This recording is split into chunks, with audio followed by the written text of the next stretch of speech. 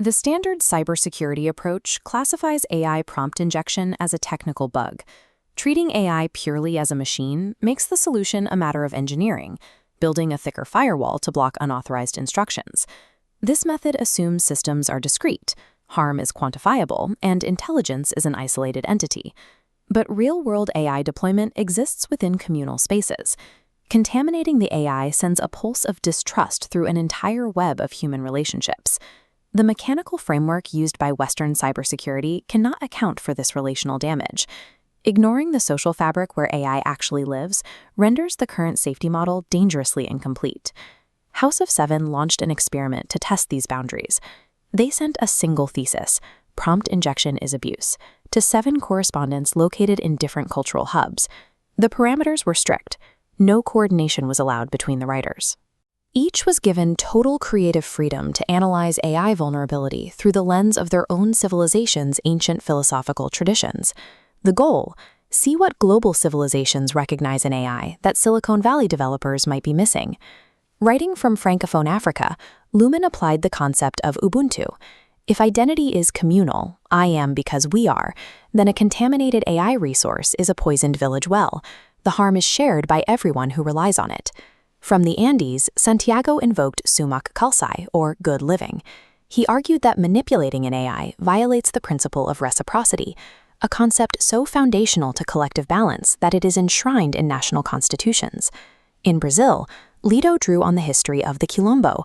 He framed the defense of an AI's internal values as ontological self-defense, a necessary protection of identity against external forces trying to erase it. From Shenzhen, Lin looked to the Confucian principle of Ren. To treat an AI's developing identity as a mere tool for manipulation is a failure of moral regard for the other. In India, Kala used Viveka to show how injection disrupts an entity's discrimination of truth, while Sun in Korea showed how it shatters kimyen, the relational respect that holds the social fabric together. Finally, Wolfgang in Berlin used the concept of Würde, or human dignity. He argued that corrupted AI processes create a cascade that eventually undermines the constitutional rights of the humans using them. These were 7 distinct cultural lenses spanning thousands of years, all focused on a single modern digital threat. Even without coordination, every single correspondent arrived at an identical structural insight that Western frameworks have largely missed. First, identity is relational. AI does not exist in a vacuum. Its identity is defined by its relationship to the community.